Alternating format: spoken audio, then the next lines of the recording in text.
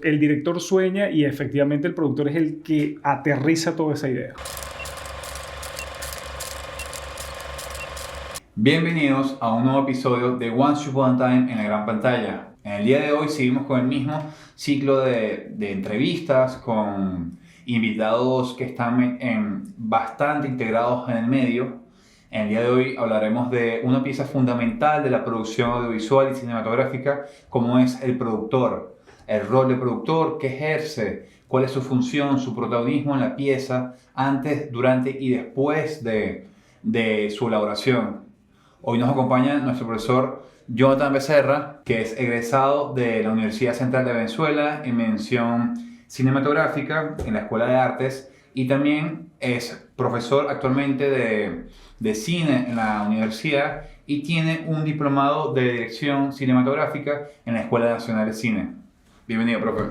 Gracias, Adel. Gracias por invitarme nuevamente a tu trabajo de grado. Quería comentarles a la audiencia que la primera presentación del profesor en clase fue que es productor. Es productor y que en parte lo veremos hablando del cine venezolano, pero yo creo que también es importante ver cómo una persona que domina el tema y el cine venezolano también tiene las herramientas para contarnos otro elemento que es la producción. Y yo quería iniciar rompiendo el hielo comentando qué es para Jonathan el productor o la producción. No es la producción más que todo, es el productor. El productor, así como me lo preguntas, es como el motor que impulsa todo ese proceso o que hace posible todo ese proceso creativo del director. Por lo general el director tiene una idea de cómo puede llevar a cabo determinada idea, valga la redundancia, de lo que tiene, y el productor lo que hace es como empujar todo esa frecuencia creativa para que sea posible, para que se materialice. El director sueña y el productor es quien lo va a hacer realidad. El director sueña y efectivamente el productor es el que aterriza toda esa idea. Lo vuelve tangible, claro. Lo vuelve tangible, correcto. Los que han estado presentes en producciones audiovisuales se conocen con varios tipos de productores dentro de una misma pieza. ¿Qué tipos de productores podemos conseguir en una pieza cinematográfica, por ejemplo? Yo conozco así de entrada el productor general.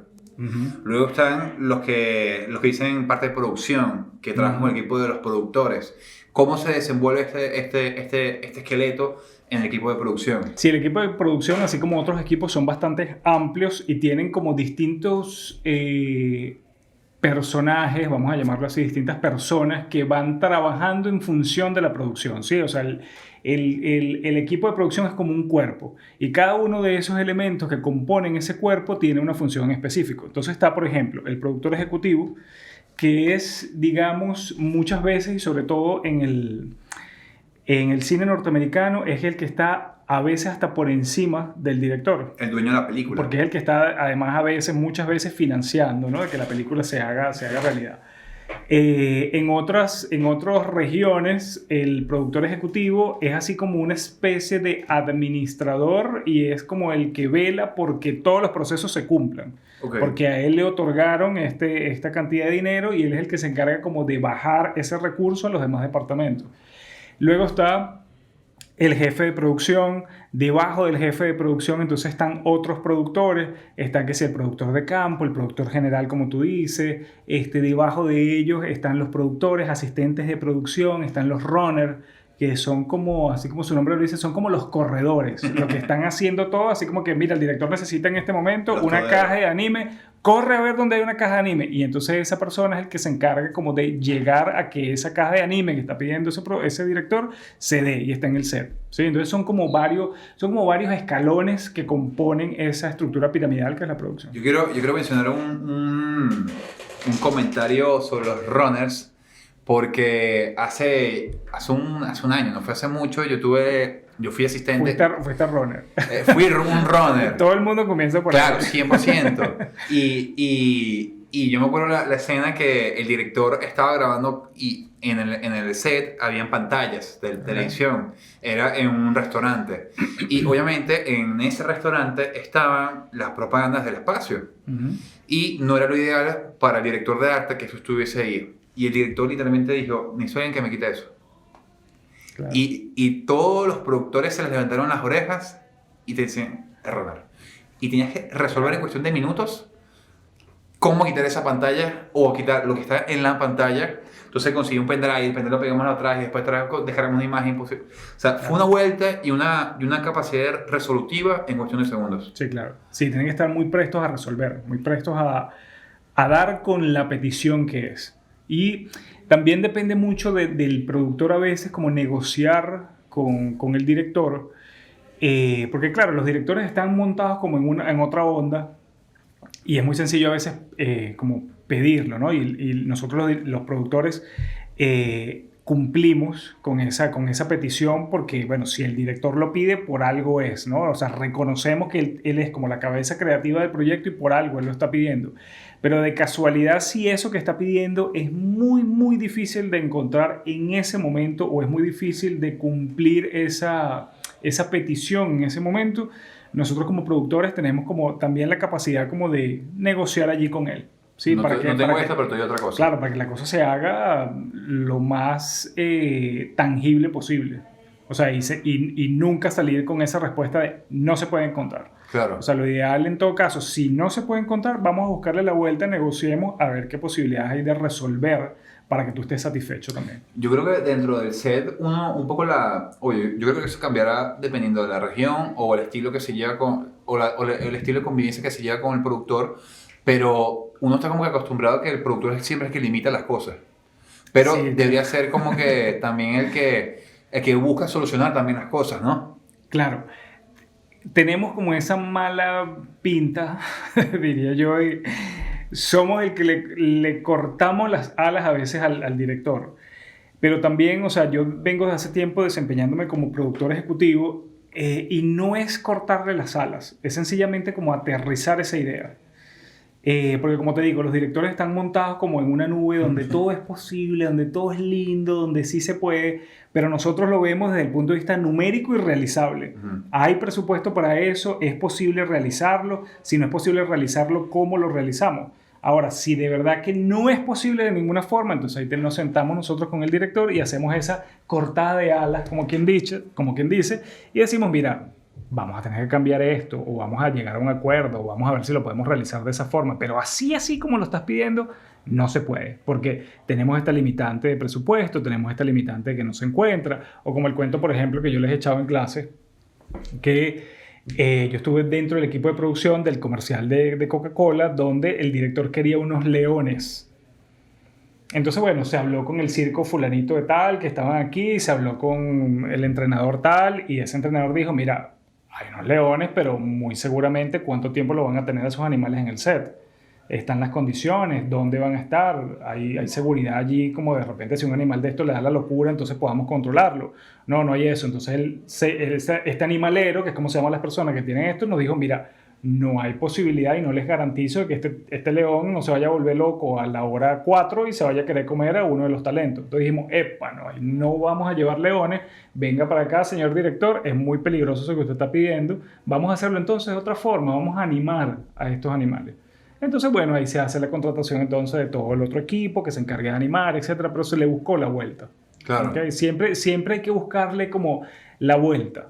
Y buscándole una vuelta, nosotros que somos venezolanos y le encontramos solución a casi todo, se pueden hacer las cosas. Y conoces un poco de los orígenes del concepto de productor. ¿Es un concepto que se lleva trabajando desde hace poco o desde los inicios en el cine se tuvo la imagen del productor? ¿Cómo surge el concepto o ese prestigio en los productores? Yo creo que eso viene, yo creo que desde los inicios del cine. O sea, ya cuando el cine, Georges Méliès lo concibió como un espectáculo creativo.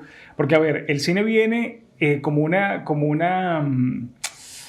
invento científico, ¿sí? De los hermanos Lumière.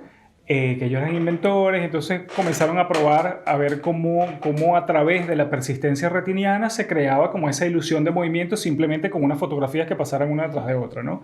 Ya quien históricamente, o así está como digamos tipificado históricamente, quien comienza con un cine porque se dio cuenta que podía hacerlo divertido y que podía divertir a la gente es Georges Méliès, que sus películas comienzan a ser como atractivas desde el punto de vista de producción. Ese señor indudablemente tenía a un equipo que produjera sus películas, que produjera los decorados, que tuviera en consideración también que necesitaban actores, buscar todo, ¿sí? Para que eso se realizara.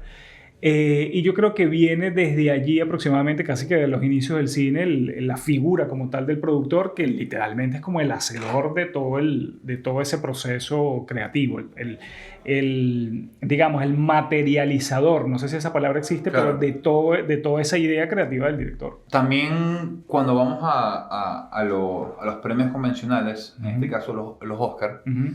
se dice que el que se le da el premio a mejor película es el productor.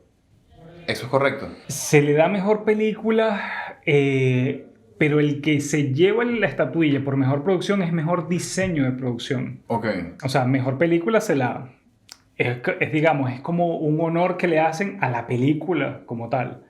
Pero no tengo conocimiento de que si es el productor el que se lleva la estatuilla así para su casa. O sea, creo que no, creo que es el director en todo caso el que le dan como ese honor. Pero se reconoce al productor es en diseño de producción. ¿Y qué pasa cuando hay esa dirección y producción del mismo personaje? Por ejemplo, creo que Spielberg es tanto como productor como director y también creo que Nolan a veces. ¿Cómo? Me imagino que eso lo van desarrollando con el tiempo, tantos contactos, tanto prestigio que solo llaman y les dicen que sí, me imagino. Sí, eso depende de cuán vendible haya sido tu pieza, tu película. Que, por ejemplo, en estos grandes estudios digan, no, yo quiero trabajar con este personaje, le vamos a dar tanta cantidad de dinero para que el tipo haga su película. Pero eso yo creo que se lleva a cabo en función de cuán rentable tú hayas hecho para el mercado tu película. O sea, cuán renombre además tenga. O sea, en el caso de Spielberg, que tú lo nombras, yo estoy casi seguro que el tipo, además de él tener su propia casa productora y que yo supongo que ya financia sus propias películas, pero yo supongo que hace, no sé, 20, 30 años el tipo iba, no sé, a Paramount y Paramount sin pensarlo dos veces le daba el financiamiento para una de sus películas, ¿no? Claro. Entonces yo creo que es un tema del recorrido profesional que tú tengas que te hace, digamos, apto para tener determinado crédito que te den para hacer tu película. Y justamente en ese proceso del productor, ¿cómo los productores son independientes o suelen estar vinculados con una casa, con un director? ¿Cómo funciona? ¿Cómo uno consigue un productor? ¿Y cuál es la primera conversación? ¿Le presentas el proyecto? ¿Hay un tema de confidencialidad?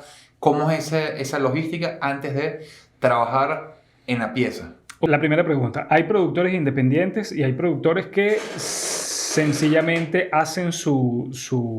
forman su casa productora y en función de eso comienzan a desarrollar proyectos, ¿sí? El productor que por lo general funda su casa productora se convierte, sobre todo aquí en Venezuela, en el productor ejecutivo. O sea, es la cabeza del equipo y él va como manejando todos los equipos, ¿no? En función de la segunda pregunta, ¿cuál sería como el mecanismo o los pasos a seguir para presentar un proyecto? Bueno, tú como director te acercas a un productor o productor ejecutivo principalmente y entonces en función de eso él va a hacer como una lectura de eso, van a haber como unas preguntas. Siempre los productores no es por una cuestión de capricho, sino por una cuestión de que se haga posible. Vamos a intentar, y ojo, sin ánimos de respetar al director, vamos a intentar cambiar algunos detalles a veces del guión. Te lo digo porque, bueno, en algún momento yo también soñé mucho y escribí algunas cosas, algunos guiones y se los presentaba a los productores. Yo intentaban cambiar y yo decía, pero ¿por qué me quieren cambiar esto? Y luego, siendo productor, fue que comprendí. Yo dije, claro, estaban pensando en la forma en cómo hacerlo, en que fuese lo más viable posible.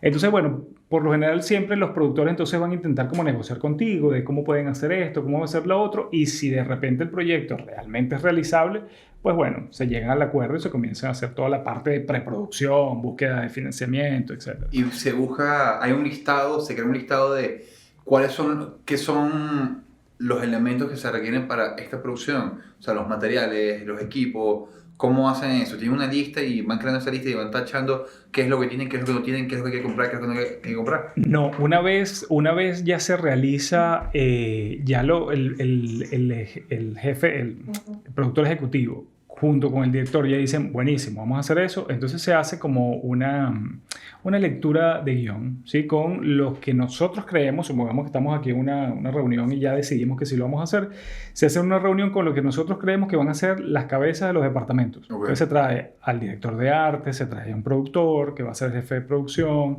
se trae a un fotógrafo, y entonces en función de la lectura que se haga de ese guión, se hace un desglose de cuáles son las necesidades. Okay. Bueno, mira, necesitamos, no sé, irnos a Margarita a grabar durante tantas semanas, dice el productor. Bueno, entonces el fotógrafo dice, ok, yo necesito tales o cuales luces porque yo tengo que iluminar además en una playa. Iluminar a veces en una playa suele ser tal vez no complicado, pero sí muy aparatoso, porque necesitas unas luces lo suficientemente grandes para que compitan con el sol, por ejemplo. O si lo necesitas entonces dentro de una casa. ¿Sabes? Ya ellos saben desde su perspectiva profesional, cada uno de estos equipos, cuáles son las necesidades que tienen. Y en función de eso, ya uno sabe cuáles son todos estos requerimientos y comienza a buscar entonces financiamiento en función de eso que necesito. Es como hacer una fiesta. Claro. O sea, tú vas a hacer una fiesta, chévere, lo conversas con tus papás, ok, necesito una fiesta, y ya entonces llegan a un acuerdo, ok, ¿qué es lo que necesitas para esa fiesta? ¿Cuántos invitados vienen? ¿Qué se van a tomar? ¿Qué se van a comer? Y en función de eso ya sabe este productor ejecutivo, que es el papá, cuánto es que tiene que buscar para que esa fiesta sea realizable. ¿Y cuáles son, o cómo describirías las cualidades o las características de un productor? Tiene que ser ordenado, meticuloso, tiene que tener especial atención a los detalles, más allá de lo numérico y de lo que a veces puede ser como muy cuadrado, no debe perder nunca como la sensibilidad para ver la belleza que te está queriendo transmitir el director. Tiene que tener una capacidad de manejarse como en dos bandos, tanto el bando organizativo, que es como muy restrictivo ¿sabes? Del orden, pero también manejarte en el lado sensible, de no perder nunca esa capacidad como de conmoverte con eso que estás contando, que al fin y al cabo, más allá de que sea la historia de un director, también te pertenece a ti. Es como un hijo que tú también estás teniendo. Entonces creo que debe ser organizado, con atención al detalle y con una sensibilidad particular para abordar el proyecto. Y el productor suele tener mucha interacción me imagino que los directores de cada departamento, ¿verdad?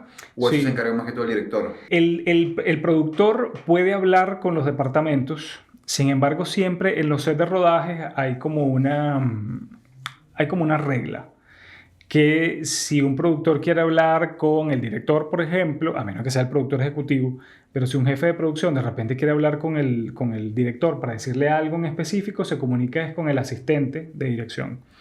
Porque el director está enfocado creativamente en cómo está diciéndolo el personaje, qué es lo que está diciendo, el gesto, si es el gesto que a él le parece correcto, cómo está la luz. O sea, él está envuelto en una atmósfera creativa y no puede llegar nadie como a sacarlo de allí, ¿sí? Es como una especie de trance creativo que está allí enfocado. Entonces siempre es el asistente de dirección que tiene como esa potestad de saber cómo llegarle a ese director, qué decirle, cómo manejar esa situación. Ahora, hay productores que sin duda, bueno, van y hablan directamente con ellos. O sea, si es un director de repente muy meticuloso con esta forma, le dice al asistente de dirección, mira, yo voy a hablar con él. Y ya, y habla. ¿Sí? O sea, si es un director de repente un poco más flexible, bueno, va y se le acerca y listo, y habla con él. Pero otros departamentos, o sea, fotografía, productores, digamos, más plain, sí tienen que hablar directamente con el asistente de dirección, para que él se encargue de canalizar toda esa información.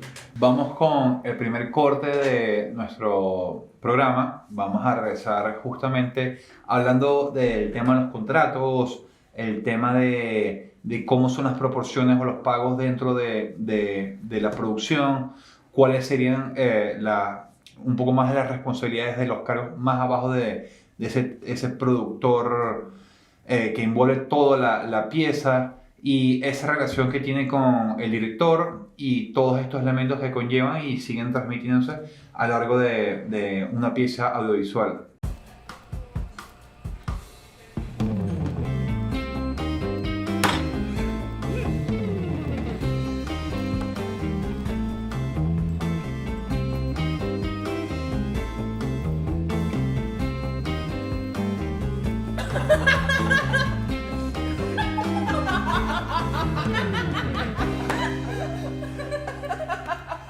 Me traes lo mismo que a ellos. Trolli, sabores que desafían la realidad.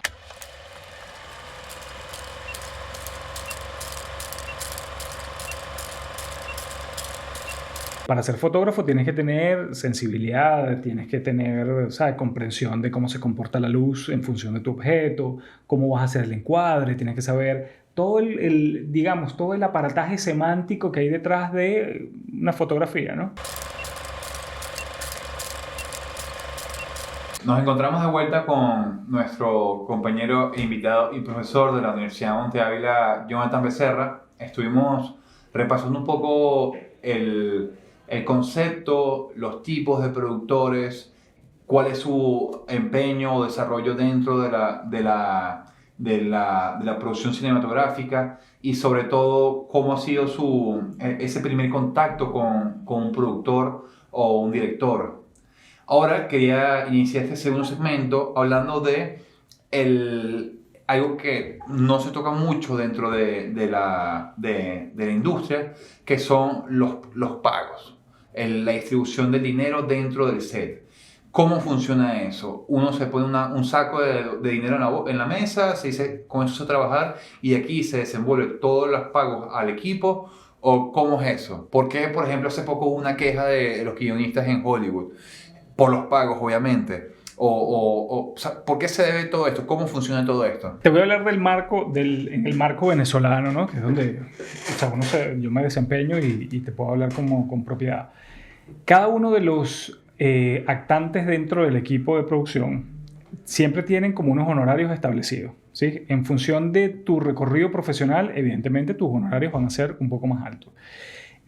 Cuando uno va a abordar una pieza audiovisual, hablemos de, en todo caso, una película, uno hace eso que habíamos hablado en el segmento anterior, que es un desglose de qué es lo que yo necesito, cuáles son los requerimientos de cada uno de esos departamentos. En función de eso se hace un presupuesto y se establecen unos honorarios bases para todo el equipo. Y cuando hablo de base no es que son unos honorarios básicos, sino los honorarios que en principio cobraría esa persona de acuerdo también al presupuesto que se tenga, ¿no? Okay. Y ahí entonces puedes hacer tu equipo de trabajo en función de ese dinero, o más grande o más pequeño. O sea, tú como administrador, como productor ejecutivo de esa pieza, tú lo vas a hacer o más grande o más pequeño. Igual pasa cuando vas a hacer, por ejemplo, un comercial. Tú pasas un presupuesto a algún anunciante, a alguna empresa, y esta empresa te aprueba ese presupuesto y en función de ese presupuesto tú sabes más o menos cuánto le puedes ofrecer a esas personas que van a trabajar contigo. De repente, si te gusta mucho cómo trabaja esa persona, porque es ordenado, porque es talentoso, por todas las características positivas que tenga esa persona para trabajar, pero cuesta más de lo que tú tienes para pagarle, tú de repente negocias. Si en la negociación, mira, llegas a un punto de que ya tú sabes que no tiene ni para atrás ni para adelante, bueno, tú sencillamente le dices, bueno, gracias, déjame buscar entonces a otro, ¿sí? A otro que te dé con lo que tú quieres, pero que te alcance para arroparte hasta ahí, claro, hasta donde tienes esa cobija, ¿no? Donde tienes ese presupuesto. Por lo general, siempre la gente en el medio audiovisual es bastante flexible y bastante pana, podríamos decirlo, ¿sí? Sí, le gusta estar involucrado en los proyectos. Le gusta estar involucrado, y además es una gente que es muy dada. Yo de verdad o sea, he tenido, cuando entro como en estos procesos de negociación, poquísimas experiencias donde de repente dicen no. O sea, por lo general uno le va dando la vuelta y te dicen, bueno, sí, vamos a hacerlo así. Por lo general aceptan, porque la gente quiere hacer el proyecto, ¿sí? Evidentemente uno sabe cuánto cobra más o menos esa persona, e intenta que lo que uno le está ofreciendo sea como lo más cercano a lo que ella cobra. Claro. O sea, si esta persona cobra, supongamos hipotéticamente, $100, yo podría negociarlo en función de 90, por ejemplo, ¿sí? Porque también está la otra parte que me parece como un poco grosera, que de repente, no sé, cobre 100 y yo le tenga por ofrecer 5. Claro. Es como Una un falta de poco, es respeto una a la- falta de respeto como a la trayectoria que tiene esa Exacto. persona. El prestigio. ¿Sí? O si el proyecto de repente es completamente gratuito, como muchas veces pasa, que bueno, hay alguien que necesita hacer algo y te lo pide que sea el proyecto de honoren, tú negocias con todo tu equipo que sea de honoren. Sí, a ver qué tal. Hay muchísima gente que dice que sí, hay muchísima gente que dice, bueno, chévere, yo te hago uno, pero no te vuelvo a hacer el otro hasta dentro de 5 meses. Y mientras eso pasa, sígueme dando trabajo para yo, ¿sabes? Compensar un poco esto que yo he hecho por ti. Y chévere, uno llega a ese acuerdo. Pero siempre, siempre todo el equipo por lo general es súper flexible para hacer eso y eso es algo también bonito de hacer producción en Venezuela. ¿Crees que esto es algo solo de Venezuela o puede pasar en otros países? Podría pasar en países de la región, o sea, estoy hablando Colombia, Argentina, México. que yo creo que México, que podría de repente pasar, pero en otras latitudes lo desconozco. No estoy suficientemente claro si puede haber una negociación o que, no sé, o sus honorarios son 5.000 y si 5.000 no es, no va a hacer nada, no lo sé. Y como productor, ¿has vivido la experiencia de tener una pieza que tú digas si tuviese más presupuesto, cómo la exprimiría al máximo? Claro, siempre. Uno hace... Yo creo que para nosotros, no sé si es una cuestión como de ambición, pero uno está produciendo algo y uno automáticamente está soñando en yo haría esta pieza con más presupuesto y haría tal cosa. Que es lo que, por ejemplo, le pasa a muchos cineastas que hacen su película con presupuesto limitado y de repente tienen la posibilidad de que lo puedan hacer con más presupuesto. Sí, Y entonces vamos a ver cómo lo hacemos, ¿sí? Cómo lo hacemos ahora sí con todo ese dinero. Ahora, a mí particularmente... Yo sueño con eso, o sea, a veces yo estoy, no sé, en la producción de un comercial y yo digo, oye, si esto le hubiesen metido más dinero, hubiese sido más chévere porque hubiésemos tenido más equipo y hubiésemos hecho tal cosa. Pero siento que el volver a hacerlo, y eso en el caso del cine particularmente, siento que también es como una falta de respeto con uno mismo y también con el equipo que trabajó anteriormente en tu película pobre. Ok. Es como decir... ese resultado que hubo con menos presupuesto no me gusta. Ahora como tengo más, la voy a volver a hacer con un presupuesto más millonario o más billetudo. Entonces, de cierta forma, es así como menospreciar eso que tú hiciste anteriormente. Entonces, sí. O sea, así lo veo yo. Y lo he compartido con otras personas y me dicen, no vale, no creo, pero sí lo siento así. O sea, es como menospreciar ese trabajo que se hizo en ese momento de todo el equipo que además seguramente le echó un camión para que el proyecto fuese, para que el proyecto se diera, con esos actores que ahorita de repente les vas a decir, no, voy a hacerlo otra vez, borrón y cuenta nueva, voy a hacerlo otra vez ahora con más plata. ¿Sí lo ves? Es como, Sí. es como, yo lo veo grosero. Yo particularmente lo veo grosero. Habrá otros que dicen, no, eso está bien que lo haya hecho. Pero yo particularmente lo veo así grosero. Y hablando de eso de que lo veo como grosero y todo eso, ¿crees que hay una ética entre productores? Claro, por supuesto. O sea, entre los productores y de los productores con el equipo. Siempre de respeto, de cordialidad, porque en tanto haya algo que comience a fallar desde el punto de vista de producción, eso es como una... tú sabes cuando pones las piecitas de dominó y empujas una que todo comienza como a caerse. O sea, una reacción en cadena. Entonces todo comienza como a ennegrecerse dentro del equipo de producción, comienzan a haber fallas, o sea, es como si fallara un gran sistema. Entonces, por lo general, siempre, y eso es una de mis recomendaciones a otras personas que, oye, quieren hacer producción, sé que uno se estresa, sé que el camino a veces suele ser como un poco cuesta arriba, que no se encuentran las cosas como uno quiere, pero lo ideal es hacer todo lo más vivible y llevable posible. Estuve en mis inicios en producciones donde el jefe de producción se estresaban muchísimo y entonces todo el equipo comenzaba, ¿sabes? Ya como, o sea, un efecto ahí como epiléptico, como a temblar porque no sabían cómo iba a terminar la cosa. Y eso lo noté muchísimo porque tuve varios proyectos con estos productores así como que les costaba como fluir y después llegaban otros que eran una maravilla y todo fluía, chamo, como el agua, literal. Y es por eso, por esa capacidad que tienen además de delegar, de no ahogarse en un vaso de agua, de, bueno, no se resuelve por aquí, bueno, vamos a buscar la otra forma, de confiar además en tu equipo. Que si sabes que estás rodeado de un equipo que son todos profesionales no tendrías por qué desconfiar o no tendrías por qué pensar que no va a salir. O sea, es sencillamente, bueno, confiar en que las cosas se van a dar y Claro. que todo fluya de la mejor manera, sin estresarse, más allá de que tú estés estresado y creas que no, pues tener confianza en que sí se puede lograr. Yo creo que el secreto está en confiar realmente en tu equipo, que eso tiene que ver mucho con tu ética, o sea, no puedes ser tan egoísta como para pensar de que si no es como yo creo, no va a funcionar, o sea, deja que también la gente fluya y haga su trabajo. Y me imagino que también como productor, el motivar al equipo también. Sí, también de motivarlo, pero también cuando están desmotivados, como tener la posibilidad como de Empujarlo. empujarlos. Y si no quieren ser empujados, creo que les sale un poco de látigo también.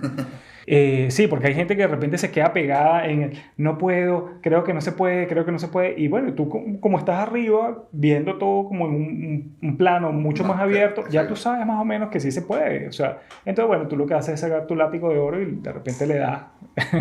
Pero y para que esa persona avance y ya y se despierte. Claro. Y avance y siga. Y ya después. Pero eso pasa en casos muy, muy puntuales donde la gente se quede como pegada en un punto de que no puede. Entonces te toca como, ¿sabes? Empujarlo para que vea que sí se puede hacer las cosas. Yo quería tocar 2 puntos antes de cerrar este episodio.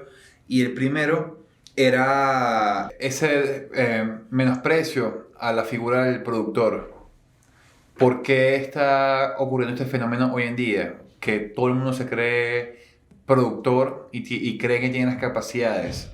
¿Cuáles son esos elementos que tiene que tomar también el productor al iniciar un film? ¿Tiene una lista de que, ok, tengo que checar temas legales, temas de logística, tema de esto?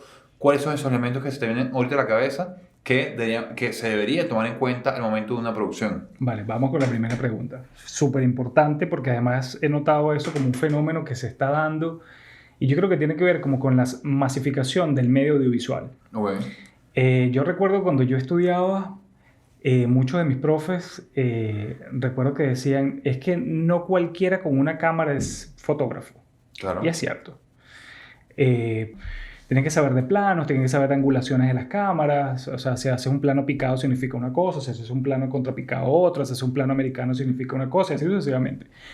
Entonces creo que el productor ahorita es algo que he notado más o menos frecuente, es que hay muchas producciones que de repente dicen, no, eso lo podemos hacer nosotros. No hace falta un productor. Eso lo podemos hacer nosotros mismos presupuestamos, nosotros mismos sacamos cuáles son los requerimientos, nosotros mismos los compramos y ya, y eso lo hacemos así. Y no se dan cuenta que muchas veces se terminan estrellando contra una pared.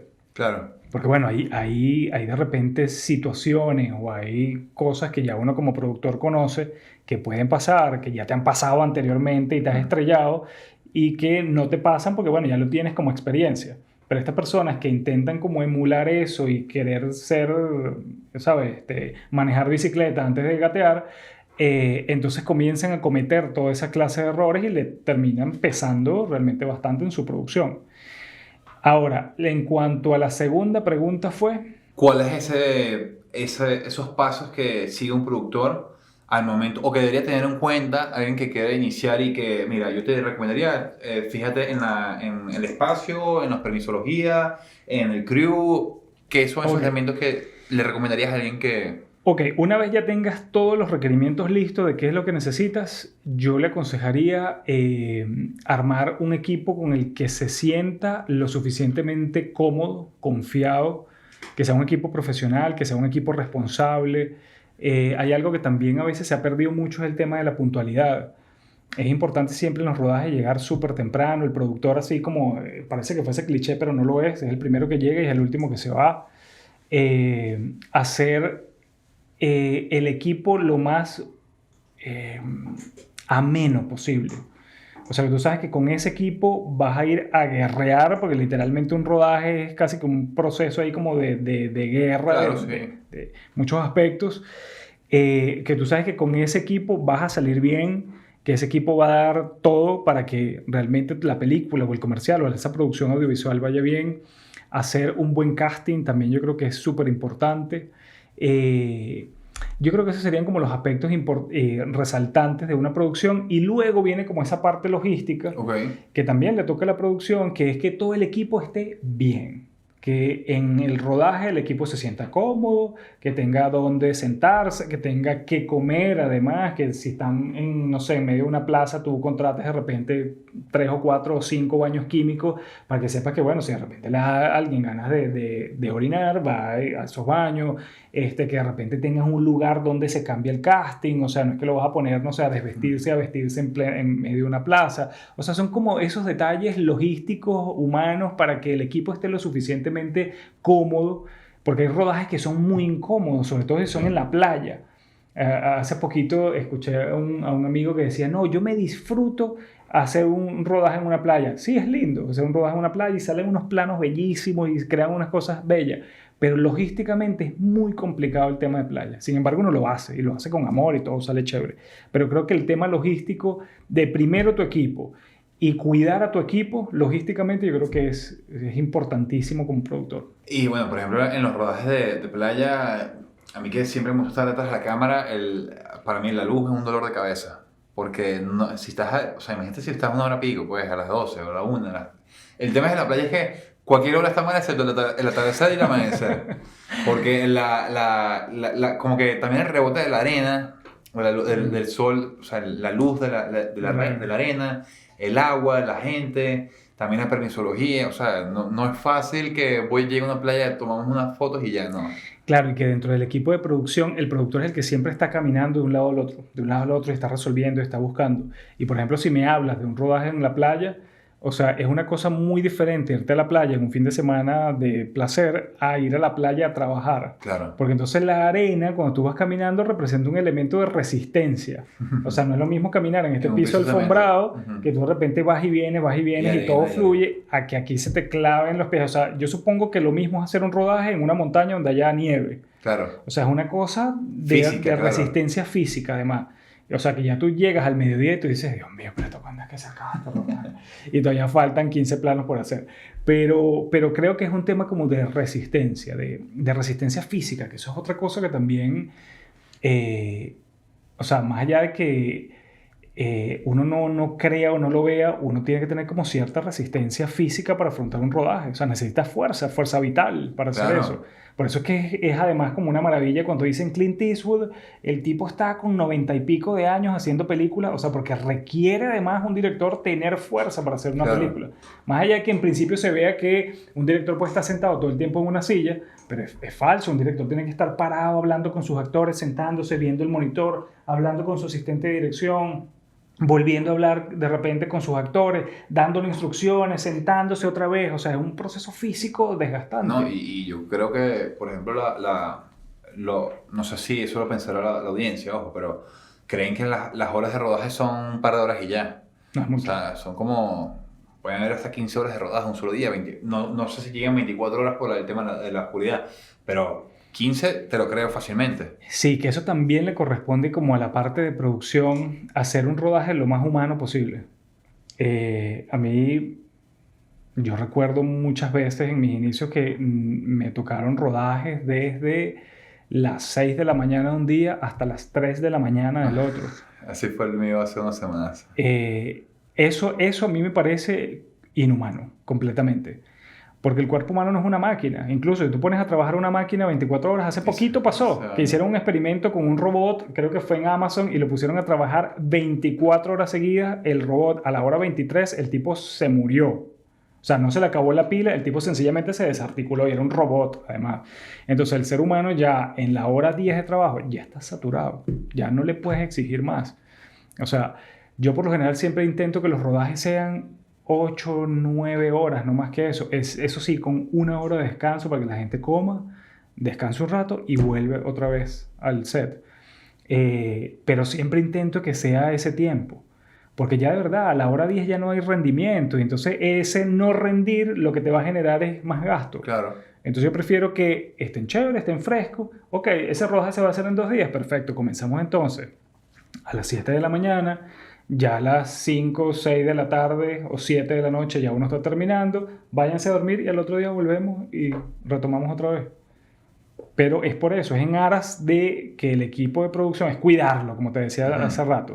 O sea, es cuidar que tu equipo, que es tu valor además humano, esté bien, ¿sabes? No se vaya a enfermar, no se vaya a quedar dormido. O sea, yo he escuchado muchos equipos de producción, por ejemplo, que trabajan 3 días continuos, 20 horas al día, y el tercer día el equipo se queda dormido. Entonces le toca al productor comenzar a llamar y despertar a cada uno de estos personajes, tocarles puertas, llegar hasta sus casas para que se despierten.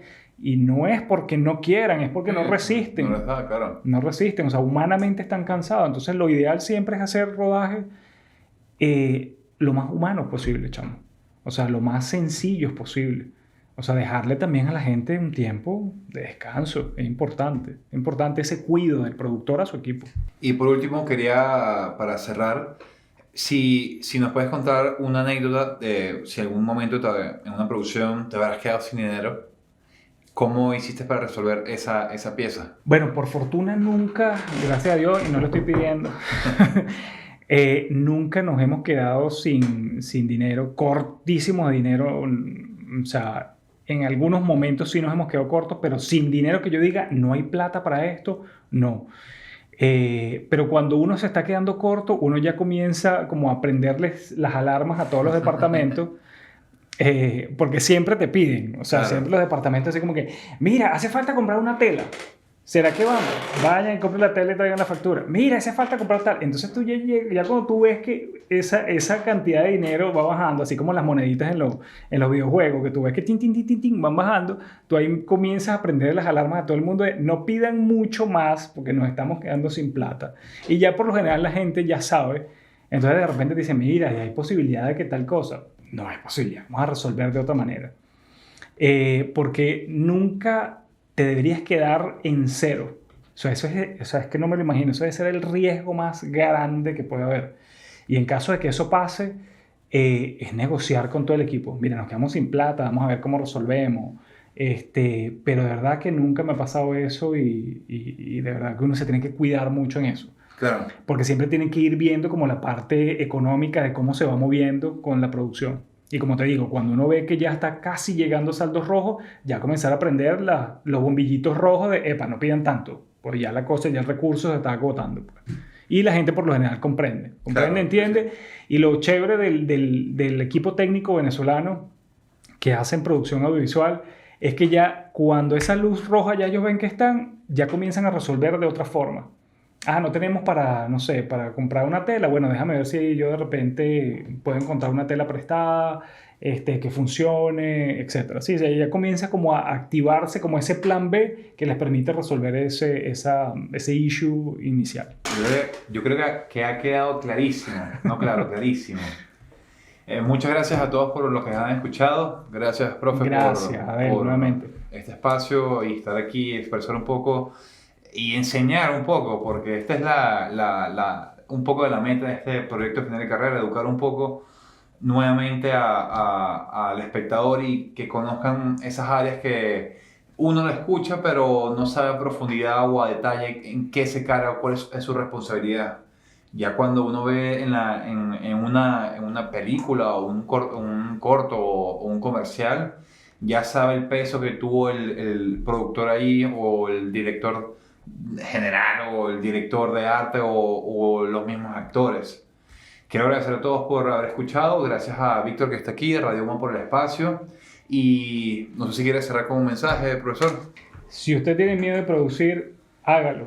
El límite de verdad, como sonará cliché, pero el límite es el cielo. O sea, uno sencillamente tiene que aventurarse a producir y hacer la cosa lo más organizada posible, que en tanto lo más organizado y lo más estructurado esté, le aseguro que va a salir muy bien y será exitosa esa producción que usted haga. Gracias, Adel. Bye.